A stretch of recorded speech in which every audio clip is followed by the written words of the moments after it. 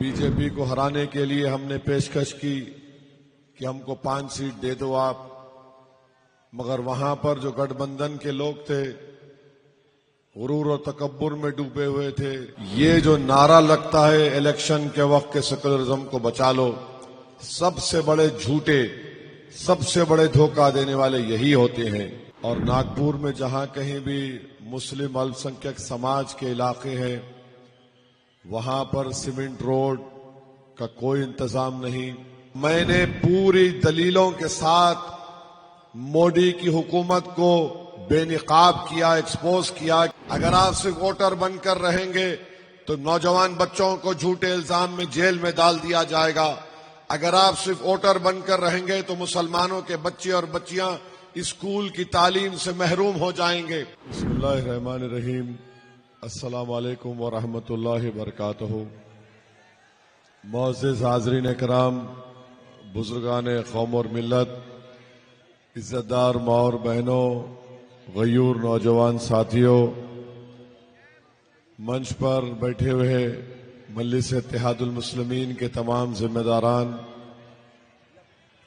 جناب یوسف پنجانی صاحب نائب صدر مہاراشٹرا اور تمام مجلس اتحاد المسلمین کے 17 امیدوار، یہ میری خوش قسمتی ہے کہ میں آج دوبارہ ناگپور کو آنے کا موقع ملا اور ایک اللہ کے ولی کے آستانے کے قریب سے آپ تمام کو مخاطب کرنے کا مجھے موقع مل رہا ہے۔ میں آپ سے یہ کہنے آیا ہوں کہ 15 جنوری کے دن جو بلدیہ کے انتخابات کا متدان کا دن ہے، آپ تمام لوگ اپنے ایک ایک ووٹ کا صحیح استعمال کریے اور مجلس کے تمام امیدواروں کو اپنی دعاؤں سے اور اپنے ووٹ سے نواز کر ناگپور میں آپ کی پارٹی کی ایک لیڈرشپ کو مضبوط کریے۔ یقیناً بہت سے ڈیولپمنٹ کے ترقیاتی کاموں کو انجام دینا ہے، مگر اس بات کی تکلیف مجھے ہے کہ مرکزی وزیر نتن گڈکری کی پارلیمانی کانسٹیٹوئنسی میں یہ حصہ آتا ہے اور ناگپور میں جہاں کہیں بھی مسلم الپ سنکھیک سماج کے علاقے ہیں وہاں پر سیمنٹ روڈ کا کوئی انتظام نہیں، سیوریج لائن کا کوئی انتظام نہیں، اور پھر بہت سے ایسے تکالیف ہیں۔ تو یہ ایک الیکشن ایک بہترین موقع ہے آپ کے لیے کہ آپ اپنے ووٹ سے اپنے امیدوار کو کامیاب کریے تاکہ وہ آپ کے علاقوں میں ڈیولپمنٹ اور وکاس کا کام کروا سکیں۔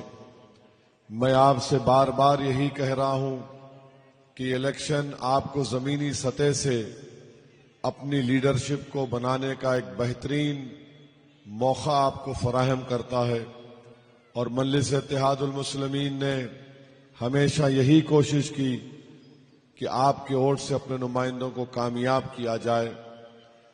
مخالفین بہت ہیں مجلس اتحاد المسلمین کے، ان کے پاس سوائے الزامات لگانے کے کچھ نہیں کہہ سکتے، مگر میں ان کے الزامات کا جواب دیتے دیتے تھک تو نہیں گیا ہوں مگر بیزار ہو چکا ہوں، کیونکہ آپ جتنا بھی ان کو سمجھائیں گے یہ سمجھتے کہ یہ بڑا کارنامہ کر رہے ہیں۔ ہم بہار میں چناؤ لڑے، بی جے پی کو ہرانے کے لیے ہم نے پیشکش کی کہ ہم کو 5 سیٹ دے دو آپ، مگر وہاں پر جو گٹھ بندھن کے لوگ تھے غرور و تکبر میں ڈوبے ہوئے تھے، انہوں نے کہا کہ آپ سے الائنس نہیں کریں گے۔ ہم نے انتخابات میں حصہ لیا، 29 اسمبلی سیٹ پر مقابلہ کیا۔ وہ جو 4 MLAs کو ہمارے یہ لوگ توڑ کر لے کر گئے تھے، وہ 4 کے ساتھ ہم نے اختر الایمان صاحب کی سیٹ پر دوبارہ کامیابی حاصل کی اور 5 سیٹ پر ہم جیت گئے۔ کانگریس پارٹی 60 سیٹ پر الیکشن لڑی اور ان کے صرف 6 سیٹ پر ان کو کامیابی حاصل ہوئی ہے۔ تو میں آپ کو بتا رہا ہوں کہ جو لوگ سیکولرزم کا ایک جھوٹا سیاسی نعرہ لگاتے ہیں، سب سے زیادہ نقصان اگر الپ سنکھیک سماج مسلمانوں کو کسی نے کیا یہ جو نعرہ لگتا ہے الیکشن کے وقت کے سیکولرزم کو بچا لو، سب سے بڑے جھوٹے، سب سے بڑے دھوکہ دینے والے یہی ہوتے ہیں۔ یقیناً میں سیکولرزم میں یقین رکھتا ہوں، مگر وہ سیکولرزم جس کو بھارت کے سمویدھان میں ذکر کیا گیا ہے۔ یہ جو سیاسی سیکولرزم ہے یہ ہمیشہ استعمال ہوا مسلمانوں کی لیڈرشپ کو ختم کرنے کے لیے یا ان کو بننے سے روکنے کے لیے۔ یہ جو سیکولرزم استعمال ہوا، یہ لوگ جو نعرہ لگاتے ہیں اس وقت کہاں رہتے ہیں لوگ جب مسلمان بچے جیلوں میں ان کی جوانی سڑ جاتی ہے؟ کہاں رہتے ہیں لوگ جب گھروں کو توڑ دیا جاتا ہے؟ تو میرے عزیز دوستوں اور بزرگوں، میری آپ سے ایک درمندانہ اپیل ہے کہ آپ ان چیزوں پر غور کریے۔ آپ کا ووٹ بڑا قیمتی ووٹ ہوتا ہے، یہ ایک امانت ہے، اس امانت کا صحیح استعمال کریے۔ اور میں آپ سے گزارش کر رہا ہوں کہ مجلس اتحاد المسلمین آپ کی ایک بے باک آواز ہے۔ آپ نے دیکھا کہ مودی کی حکومت نے اجیت پوار کے ساتھ، شنڈے کے ساتھ، چندرا بابو نائیڈو کے ساتھ، نتیش کمار کے ساتھ بھارت کے آئین کانسٹیٹیوشن کے خلاف ایک وفق قانون کو بنایا۔ اس وفق قانون کو اس پارلیمنٹ کمیٹی میں ممبر تھا، 127 پیجز کی ڈائسنٹ رپورٹ میں نے دیا، اور جب پارلیمنٹ میں بل لایا گیا تھا تو میں نے پوری دلیلوں کے ساتھ مودی کی حکومت کو بے نقاب کیا، ایکسپوز کیا کہ یہ صرف اور صرف قانون مسلمانوں سے ان کی مسجدیں، درگاہیں، خانقاہوں کو چھیننے کے لیے لایا گیا۔ اس بل کو پھاڑ کر میں نے پارلیمنٹ کے فرش پر پھینکا، اور میں آج بھی بتا رہا ہوں یہ قانون کا ایسا استعمال ہوگا جہاں سے ہماری وقف کی جائیدادیں ختم کر دی جائیں گی۔ یا تو کوئی مستقبل میں کوئی وقف نہ کرے، یا ہے تو اس کو مسلمانوں سے چھین لیا جائے۔ دوسری طرف سیکولر نام نہاد سیکولر پارٹیاں ہیں۔ آپ پوچھئے ان لوگوں سے کہ ممبئی ٹرین بلاسٹ ہوا، 185 لوگوں کی موت ہوئی اور 11 مسلمانوں کو گرفتار کیا گیا، اور ان میں سے 19 سال تک یہ لوگ جیل میں تھے۔ آپ بتائیے، بمبئی ہائی کورٹ نے ان کو بری کر دیا۔ وہ 185 لوگ جو مارے گئے، ان کے افراد خاندان کے لوگ پوچھ رہے ہیں کس نے ہمارے رشتہ دار کو مارا یا ہمارے باپ کو مارا۔ جو مسلمان 19 سال جیل میں تھے وہ سوال کر رہے ہیں کہ ہم کو جیل میں کیوں رکھا تم نے۔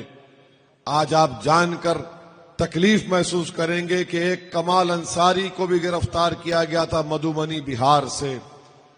کووڈ میں کسی کو بیل نہیں ملی، کمال انصاری کووڈ میں ان کا انتقال ہو گیا۔ بچے پیدا نہیں ہوئے تھے، بیٹی ایک ایکیوز کی جیل میں باپ ہے تو باپ نکل کر کہتا ہے کہ میں نے جیل کی سلاخوں سے پیچھے اپنی بیٹی کو دیکھا۔ تو یہ کب تک ناانصافی کا دور اسی طریقے سے استعمال ہوگا؟ یاد رکھیے، میں آپ کو اس اہم جگہ سے کہہ رہا ہوں، بھارت اور مہاراشٹرا میں ہر سماج کا ایک پولیٹیکل لیڈرشپ ہے۔ اگر کسی سمودائے کی پولیٹیکل ایجنسی نہیں ہے تو مسلمانوں کی نہیں ہے، اور ہم صرف ووٹر بن کر رہ گئے۔ اگر آپ صرف ووٹر بن کر رہیں گے تو گھر پہ بلڈوزر چلے گا۔ اگر آپ صرف ووٹر بن کر رہیں گے تو نوجوان بچوں کو جھوٹے الزام میں جیل میں ڈال دیا جائے گا۔ اگر آپ صرف ووٹر بن کر رہیں گے تو مسلمانوں کے بچے اور بچیاں اسکول کی تعلیم سے محروم ہو جائیں گے۔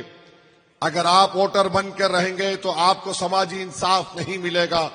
اگر آپ ووٹر بن کر رہ جائیں گے تو عزت کی نگاہوں سے آپ کو کوئی نہیں دیکھے گا۔ جس دن آپ اپنی پولیٹیکل ایجنسی کو بنائیں گے، جس دن آپ شہری بنیں گے، حقوق آپ کو ملنا شروع ہو جائیں گے۔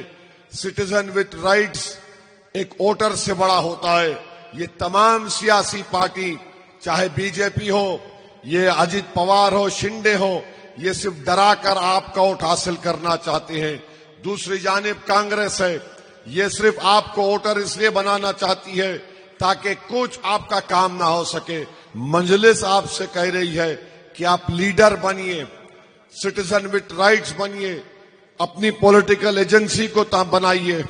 آج آپ دیکھتے ہیں کہ سپریم کورٹ نے حالیہ دنوں میں 2 نوجوانوں کو بیل نہیں دی.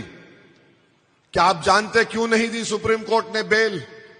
اس لیے نہیں دی کہ ڈاکٹر منموہن سنگھ کی حکومت نے، اس وقت ہوم منسٹر چدمبرم تھے، انہوں نے قانون لے کر آیا اور انہوں نے ڈیفائن کیا کہ دہشت گردی کیا ہوتی ہے. میں اپنے 5 منٹ کی تقریر میں اس وقت پکار کر کہہ رہا تھا کہ سیکشن 15A کا استعمال مسلمانوں پر، دلت آدیواسیوں پر ہوگا.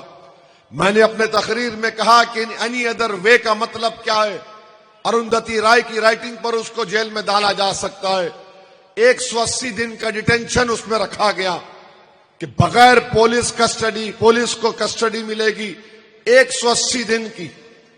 آج سپریم کورٹ نے ان دونوں بچوں کو بیل نہیں دینے کی وجہ بتائی. سیکشن 15A کہاں انہوں نے؟ کہاں یہ کانگریس والے جو آج کہتے ہیں بڑی بڑی باتیں کرتے ہیں؟ ٹیررزم کا ڈیفینیشن لکھ دے کہ اینی ادر وے. آپ بتائیے کیا کوئی ٹیررزم اینی ادر وے میں ہو سکتا ہے؟ 5.5 سال سے وہ بچے جیلوں میں سڑ رہے ہیں. اپنی بہن کی شادی کے لیے پیرول پر نکلتا ہے. امراوتی میں کسی کو ڈالا گیا جیل میں 3.5-4 سال. کیا قانون UAPA کا؟ اور حد تو یہ ہو گئی کہ 2019 میں امت شاہ نے UAPA کا امینڈمنٹ لایا. آپ کو معلوم کس نے اس کو سپورٹ کیا؟ وہ قانون کیا کہتا ہے؟ NIA کا ایک انسپیکٹر دلی میں بیٹھ کر ناگپور میں کسی کو بھی ٹیررسٹ بول دے گا. اس قانون کو سپورٹ کیا کانگریس پارٹی نے. میں امتیاز جلیل صاحب اپوز کیے، ووٹنگ کروائے، ہر امینڈمنٹ کے سیکشن پر ووٹنگ کرا اسپیکر کو بول کر کہ شاید کانگریس کم سے کم دیکھے گی کہ اویسی ان کو ایکسپوز کر رہا ہے. مگر کانگریس پارٹی ٹس سے مس نہیں ہوئی.